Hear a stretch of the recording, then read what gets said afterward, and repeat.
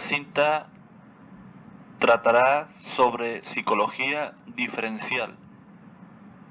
Por tanto, empezaré a leer los resúmenes del curso básico de psicología del Centro de Estudio CEAC.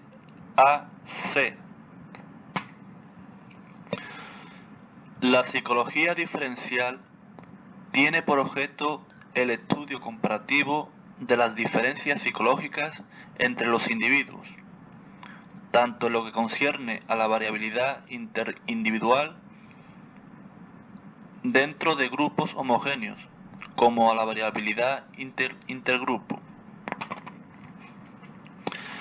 El origen de la psicología diferencial hay que buscarlo en las investigaciones y descubrimientos científicos realizados a lo largo del siglo pasado en campos ajenos muchas veces a la misma psicología.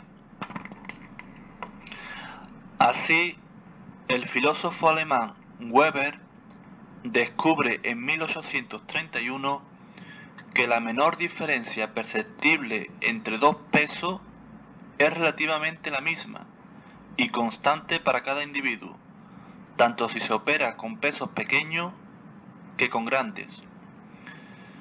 Sin embargo, los valores observados son distintos según los individuos, es decir, existe una variabilidad perceptiva individual y puede medirse. Las primeras mediciones sistemáticas realizadas sobre esta variabilidad perceptiva interindividual fueron realizadas en astronomía.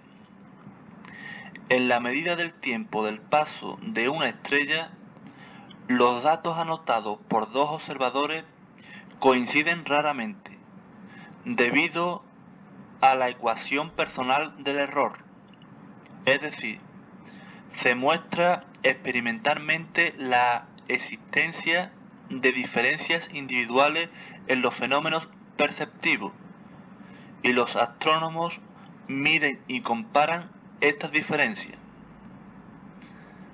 Bessel en 1816. La variación es un elemento de la teoría evolucionista, de la teoría evolutiva de Darwin, de 1859, que abrió el camino a la investigación de la variabilidad de la inteligencia humana en grupos e individuos. Los primeros intentos fallidos para estudiar las dimensiones de la inteligencia consistieron en la medida del proceso perceptivo elementales, Galton-Cattell, que Binet sustituyó en su escala métrica por la medida de las funciones mentales superiores. Todos estos trabajos dieron un gran impulso al estudio de las diferencias individuales mediante el desarrollo y difusión del método de test y de la estadística. La genética es la ciencia de los fenómenos hereditarios. Estudia la transmisión de las características individuales de una y otra generación. G. Mendel descubrió hace más de un siglo las leyes que rigen la herencia mediante el cruce de especies vegetales diferenciadas por un solo carácter. Los cromosomas son los portadores de los caracteres hereditarios. Las células humanas contienen 46 cromosomas, pero los gametos contienen solo 23 al término de su maduración, gracias a la reducción cromosómica más conocido por meiosis. Eso explica que el cigoto y óvulo fecundado, al contener los 23 cromosomas del espermatozoide y los 23 del óvulo, posea mitad por mitad.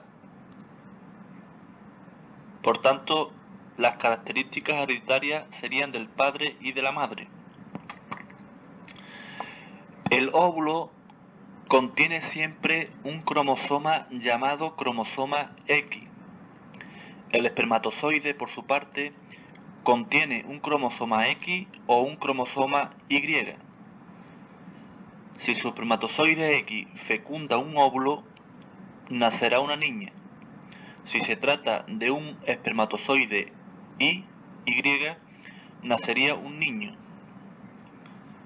La determinación sexual depende, pues, del padre. Los caracteres hereditarios que se hayan determinados por genes situados sobre los cromosomas X o Y son caracteres vinculados al sexo. Esta solidaridad de los genes, llamada linraje, explica el mecanismo de la transmisión de la hemofilia y el daltonismo. El ácido desoxirribonucleico, ADN, es el constitutivo esencial de los genes. La duplicación de su molécula explica el desdoblamiento cromosómico en el momento de la división celular.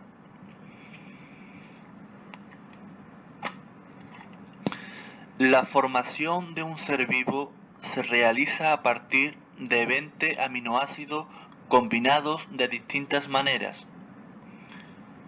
La orden de fabricación de esto parte del ADN.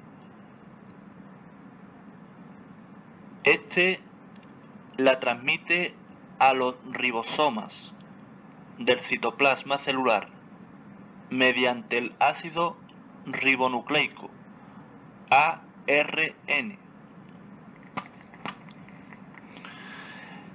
El medio ambiente está constituido por los estímulos internos y externos que rodean al ser vivo desde su concepción hasta su muerte. El desarrollo diferencial de un individuo es un proceso interactivo en el que intervienen conjuntamente el patrimonio hereditario y el medio ambiente. Los factores ambientales que más influyen en el desarrollo intrauterino del individuo son la edad de la madre, el número de partos anteriores, los trastornos funcionales como la diabetes, las incompatibilidades debidas a ciertos grupos sanguíneos, un régimen alimenticio pobre en vitaminas y sales minerales, las infecciones virales, ciertos medicamentos y los trastornos emotivos de la madre durante el embarazo. El ambiente postnatal está constituido por los estímulos físicos, humanos y culturales en que se envuelven el neonato. La presencia afectiva de la madre tiene una gran influencia en el normal desarrollo del ser humano, que manifiesta sobre todo en los periodos críticos gran sensibilidad por los factores ambientales.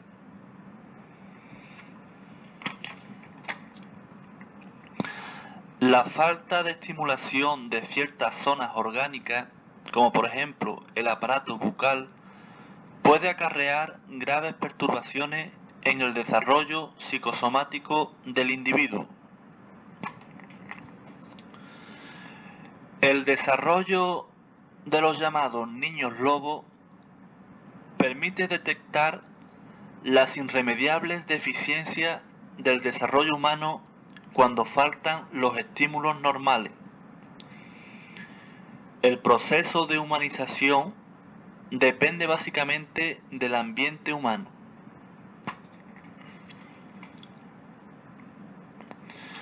La especificidad de este proceso viene determinada en casos concretos o en cada caso concreto por las características del medio familiar y cultural. Entre las teorías antiguas sobre constitución física y diferencias individuales, cabe destacar la teoría hipocrática, la fisionomía y la frenología. Según Hipócrates, existen 4 temperamentos, denominados sanguíneo, melancólico, colérico y flemático, que corresponde a los 4 humores corporales. La individualidad bioquímica confirma hoy, o en parte por lo menos, la intuición hipocrática. La fisionomía de Lavater establece que el temperamento se expresa en los rasgos corporales, en especial los del rostro. Ciertas teorías actuales mantienen esta perspectiva en el estudio de las diferencias individuales. La frenología de Gall defiende la adecuación entre localizaciones cerebrales y rasgos caracteriales. A pesar de sus errores, Gall fue un precursor del análisis factorial de la personalidad e influyó en el desarrollo de la psicología diferencial y de la psicofisiología.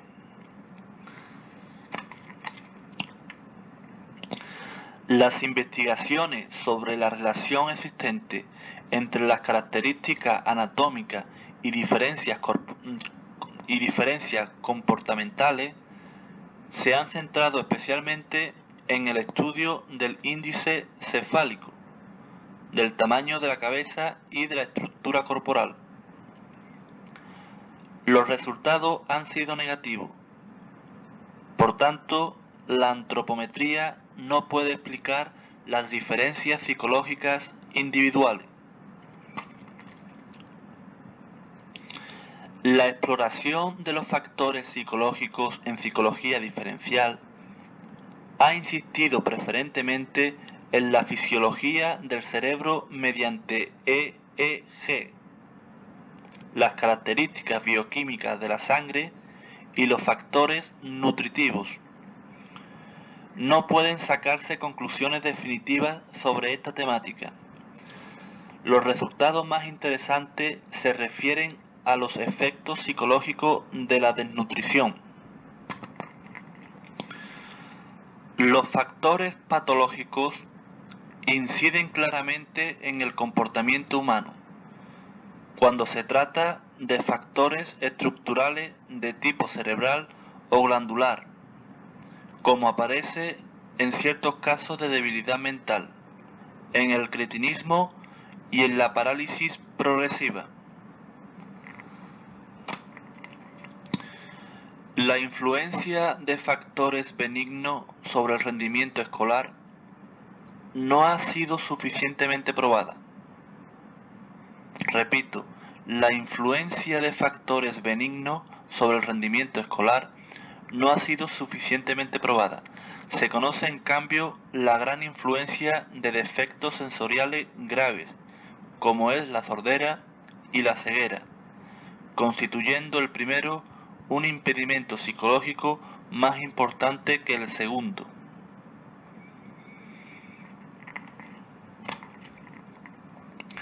La educación especializada de estas deficiencias ha experimentado un gran proceso en las últimas décadas y representa, entre otros, uno de los factores que la psicología debe tener en cuenta en el problemático estudio de la inteligencia en el niño sordo o ciego. La medicina psicosomática estudia la influencia de los factores psicológicos sobre las funciones orgánicas y sus trastornos. Entre ellos, cabe señalar los que afectan al sistema digestivo, respiratorio y cardiovascular. Ilustramos con un caso concreto la incidencia de dichos factores psicológicos en la etiología, evolución y remisión de una enfermedad de la piel.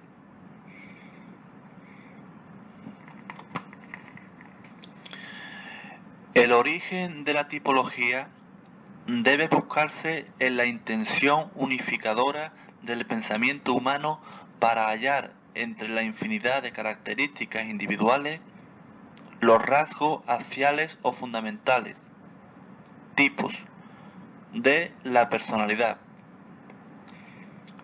Las tipologías modernas, igual que las antiguas, siguen el mismo esquema mental.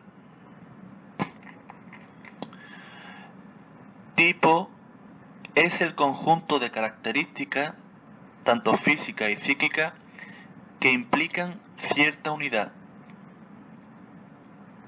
El objeto de la tipología no es la clasificación de los individuos en 2 y 3 categorías, sino el estudio de los rasgos constitutivos de cada tipo.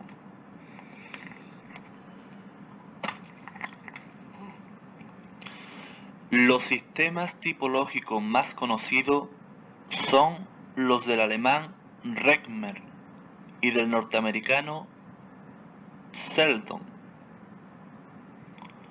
En la tipología de Reckmer, la intuición fundamental es la posible correlación entre estructura corporal y enfermedad mental, es decir, entre tipos constitucionales, pícnico, leptosómico y atlético, y la psicosis maníaco-depresiva y esquizofrénica. La genialidad de Reckmer radica, espero, en aplicar su teoría al hombre normal.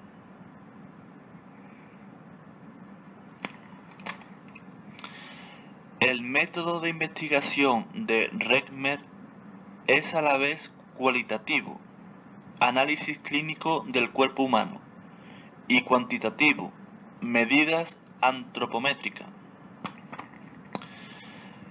El método de Seldon consiste en descubrir, partiendo de 4.000 fotografías del cuerpo humano, mediante 2 criterios determinantes y medidas adecuadas, los componentes primarios de variación estructural: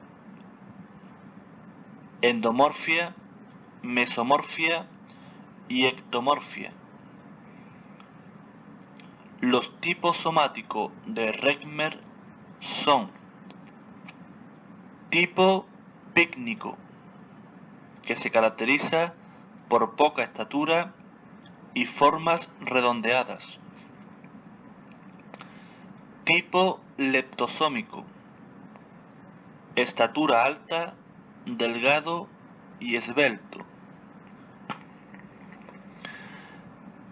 Tipo atlético, estatura media, fuerte y musculoso. Tipo displásico, conjunto heterogéneo de formas aberrantes. Tipo mixto, mezcla de varios tipos. No existe correlación entre tipos constitucionales y tipos raciales. Existen correspondencias entre tipos constitucionales, pícnico y leptosómico, y ciertas enfermedades orgánicas.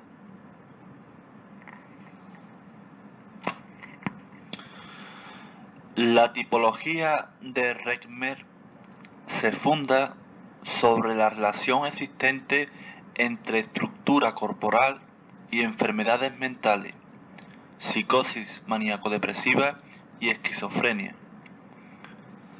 Las investigaciones del psiquiatra alemán y de sus seguidores prueban que el tipo leptosómico predomina entre los esquizofrénicos y el pícnico entre los maníaco-depresivos. Reckmer considera la enfermedad mental como una prolongación de las funciones psíquicas normales y de dos formas básicas de temperamento: cicloide ciclotímico, de rasgo hipomaníaco y depresivo, y cicloide esquizotímico, de rasgo autístico. Las correlaciones entre el tipo pícnico y el temperamento ciclotímico, así como entre los tipos leptosómico y atlético y el temperamento esquizotímico, son, según Reckmer, muy elevadas.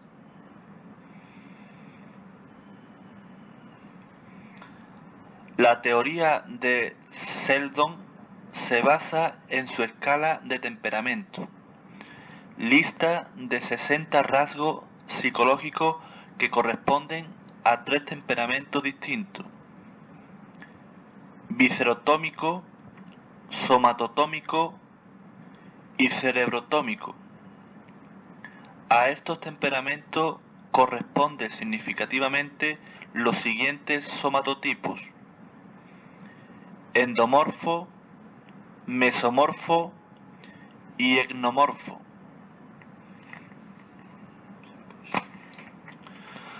Las investigaciones referentes a la relación entre tipo corporal y criminalidad no han dado resultados fiables.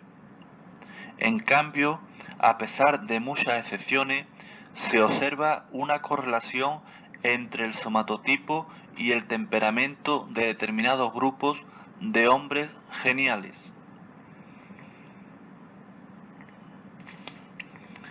El alcance teórico de las tipologías de Reckmer y Sheldon reside en la coordinación existente entre el rasgo físico y los aspectos afectivos dinámicos de la personalidad. Las objeciones a dichas teorías se refieren principalmente a algunos aspectos metodológicos y a un resultado divergentes de estudios ulteriores. El interés por las diferencias existentes entre el hombre y la mujer es tan antiguo como la humanidad, pero a pesar de los continuos avances de las ciencias biológicas y humanas, es muy difícil distinguir claramente los factores biológicos y culturales que intervienen en la diferenciación sexual. Las diferencias sexuales no son características radicalmente opuestas, como prueba la observación clínica y estadística, y pueden considerarse como grados de desarrollo de una función única, la sexualidad.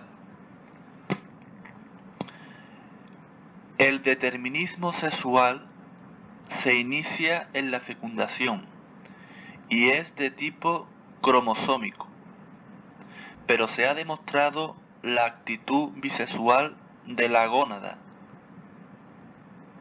que imprime tardíamente al organismo los caracteres sexuales femeninos o masculinos. Esta bisexualidad permanece latente y se orienta hacia lo masculino o lo femenino, bajo la acción de las hormonas. Los aparatos genitales del hombre y de la mujer, así como las mamas diferencialmente desarrolladas, constituyen los caracteres sexuales primarios del sexo somático. Los caracteres sexuales secundarios comprenden el esqueleto, la grasa subcutánea, el sistema piloso y la laringe. El desarrollo y distribución de estos caracteres es distinto en ambos sexos. La fuerza muscular es también, desde el punto de vista funcional, un carácter diferencial importante. La labilidad del sistema nervioso autónomo parece afectar más a la mujer que al hombre, especialmente en las fases de la adolescencia y menopausia. No está claro en qué medida interviene en ello los factores biológicos o culturales. La diferenciación sexual depende del equilibrio de las secreciones hormonales, como se ha demostrado en las experiencias de castración de animales. Las hormonas estrógenas favorecen el desarrollo de la grasa subcutánea y las andrógenas el del sistema muscular. La proporción de ambos grupos de hormonas es muy distinto en hombres y mujeres. La mujer tiene un crecimiento biológico más rápido que el hombre. Al proceso de espermatogénesis y actitud fecundante del varón corresponde la actitud concepcional y reproductora de la mujer, que experimenta periódicamente entre la pubertad y la menopausia importantes transformaciones orgánicas, ciclo ovárico, embarazo y parto. Desde su concepción, el ser humano tiene una serie de potencialidades que le protege y que al desarrollarse mediante los procesos consiguientes se convierten en formas de comportamiento y de diferenciación psicológica entre hombre y mujer. En el campo sensorio-motriz, las mujeres discriminan mejor los colores, son más rápidas en percibir detalles y más hábiles y precisas en movimientos delicados. Los hombres destacan en orientación espacial y velocidad motora. En funciones mentales no se observan diferencias entre los sexos en cuanto al factor G de inteligencia. Referente a factores específicos, los varones aventajan a las mujeres sobre todo en aptitud espacial y mecánica. Las mujeres sobresalen en actitud verbal. En lo referente al razonamiento lógico, no existen diferencias significativas. Los trabajos que exigen un frecuente cambio de atención son realizados con más eficacia por mujeres. En memoria no se ha podido demostrar la existencia de diferencias significativas entre sexos. Por lo que se refiere a memoria, las mujeres tienen mejor memoria inmediata, pero no puede afirmarse que el sexo llegue a marcar diferencias sensibles en este campo. Los intereses humanos se manifiestan temporalmente en los juegos infantiles espontáneos.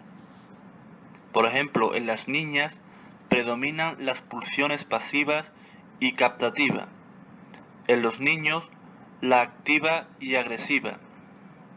Esta tendencia aparece también en la manera que tienen ambos de ocupar los ratos libres.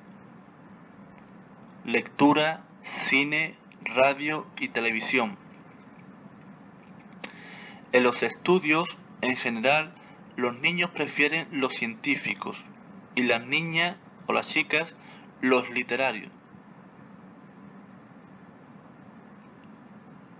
En la profesión, aquellos escogen más bien actividades de tipo técnico y éstas se orientan hacia tareas de tipo social, artístico y asistencial. Es innegable la mayor sensibilidad de la mujer, que busca el éxito sentimental y la realización moral, mientras el hombre persigue y lucha por el éxito social. Para apoyar estas observaciones se han aducido argumentos de tipo biológico y de tipo sociocultural, sin que pueda en ningún caso justificarse el tópico de la actividad masculina frente a la pasividad femenina. La historia de la humanidad, los estudios antropológicos y la situación actual de la vida en sociedad prueban que los roles masculinos y femeninos están fuertemente condicionados por modelos culturales, con los que cada individuo tiende a conformarse. Persisten los estereotipos, si bien se tiende a la supresión de prejuicios y tabú.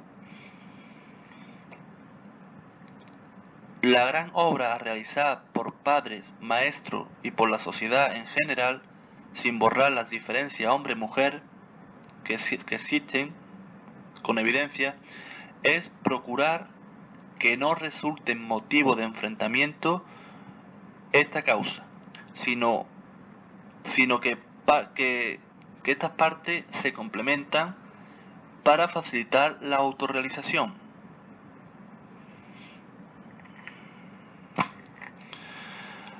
A través de toda su obra, Freud intenta resolver para la ciencia el enigma que constituye el ser humano hombre y mujer, sin amedrantarse por la oposición que levanta el psicoanálisis por razones más afectivas que intelectuales.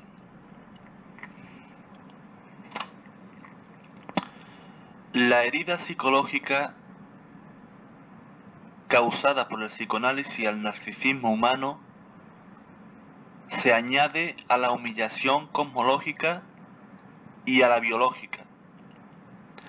Repito, la herida psicológica, el hombre no es amo de su casa, causada por el psicoanálisis al narcisismo humano, se añade a la humillación cosmológica, la Tierra no es el centro del mundo, y a la biológica, que se refiere que el hombre es pariente del bruto.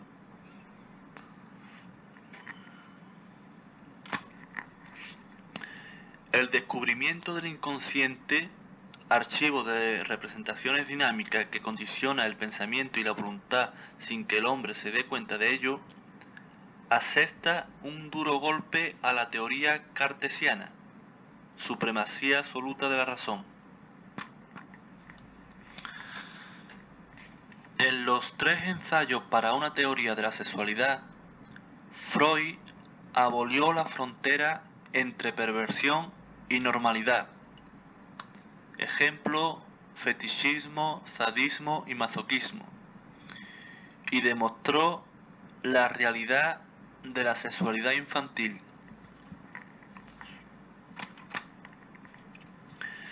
Es muy importante la distinción entre instinto, que es el modo innato y prefijado de comportamiento que se aplica a los animales, y pulsión, que es representación psíquica dinámica que empuja y orienta el comportamiento humano. El hombre ha olvidado la mayoría de experiencias infantiles, amnesia infantil, cuyos contenidos dinámicos continúan influyendo en su vida. En una perspectiva psicoanalítica, la unidad humana se fundamenta en el hecho de que el ser humano es un cuerpo con una historia. La sexualidad humana puede considerarse como el polo o término del proceso evolutivo de esta función en el interior de las especies. Filogenia. Los trabajos experimentales de psicología animal con mamíferos inferiores y primates obligan a corregir la idea tradicional que consideraba la sexualidad como una conducta instintiva, y esto incluso a nivel animal. En el hombre, la sexualidad se configura de modo radicalmente distinto, gracias a la plasticidad del lenguaje sexual y a la dependencia de los factores históricos individuales.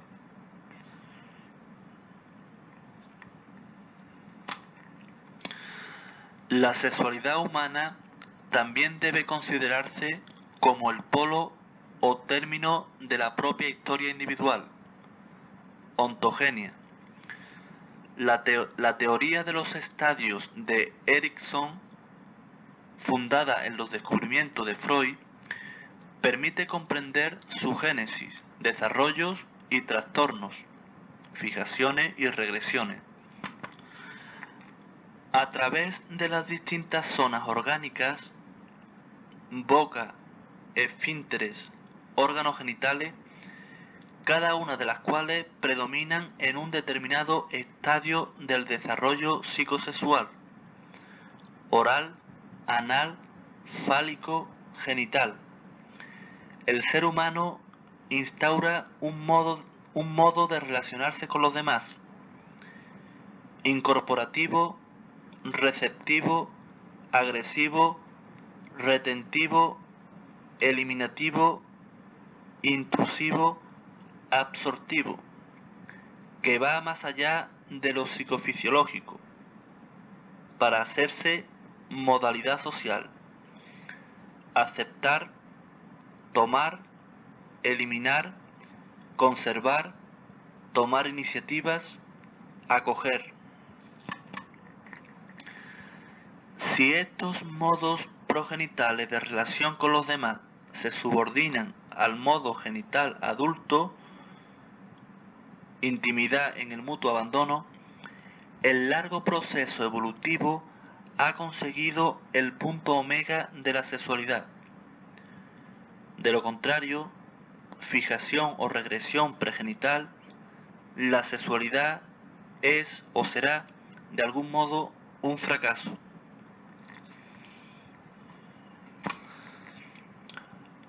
La característica diferencial de los seres vivos es la movilidad y el cambio. La vida humana, desde la infancia a la vejez, se caracteriza por la lucha y equilibrio entre las fuerzas expansivas y las fuerzas de conservación.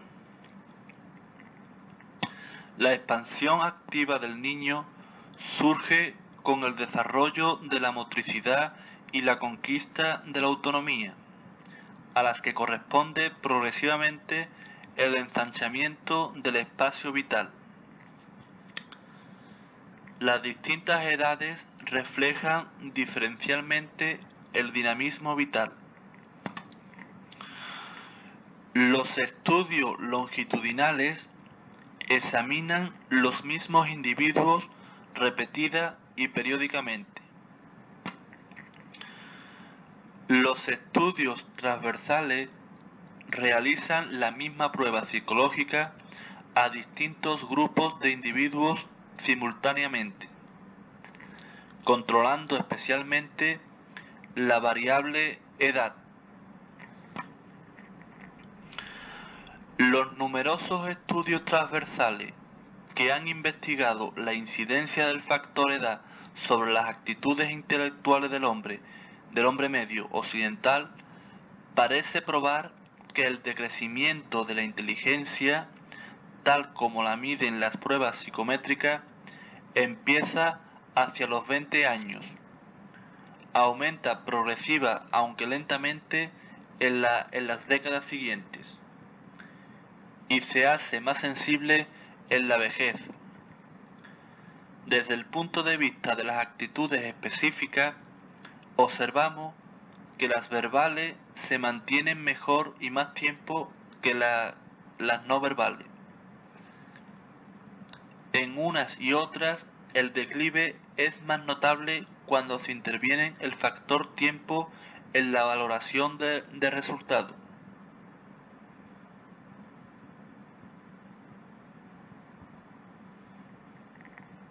El nivel socioeconómico y cultural del grupo examinado no hace variar el sentido descendiente de las curvas.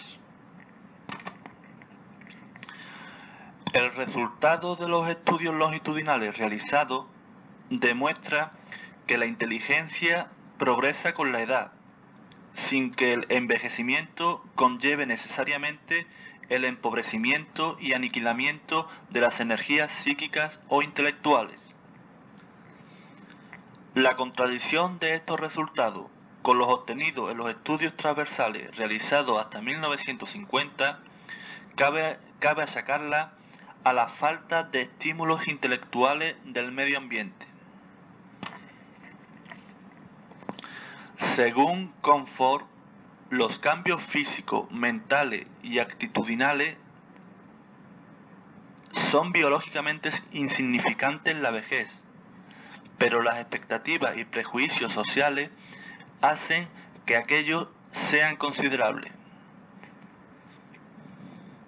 Las diferencias en los rasgos de personalidad a partir de los 25 años son escasos y la adaptación psicológica es perfectamente posible en las personas ancianas. El momento culminante de la creatividad humana se da antes de los 40 años, pero sin embargo a todas las edades pueden producirse obras geniales. El mismo Comfort aconseja la actividad incluso después de los 65 años, para mantener la mente ocupada. Según Kuller, las características de la personalidad deben considerarse como variables que intervienen decisivamente en el proceso de envejecer. Los problemas psicológicos de las personas mayores no son consecuencia del proceso de envejecer, sino de la situación en que el anciano se halla y de la forma en que reacciona ante tal situación. Según Erickson, la creatividad es característica de la fase adulta de la vida, pero no se puede establecerse de modo absoluto que la creatividad esté en función de la edad. Los factores genéticos como los ambientales influyen tanto en las diferencias como en las semejanzas observables entre los miembros de una familia y entre grupos de familias. No puede, sin embargo, afirmarse la preponderancia de ninguno de ellos en base a las pruebas que se han realizado. El medio ambiente interviene en el parecido y en las diferencias psicológicas debido a los elementos comunes permanentes en el medio familiar, que pueden cambiar. También a las interrelaciones familiares, distintas según el lugar que ocupa cada miembro, y a las normas y expectativas que configuran la familia.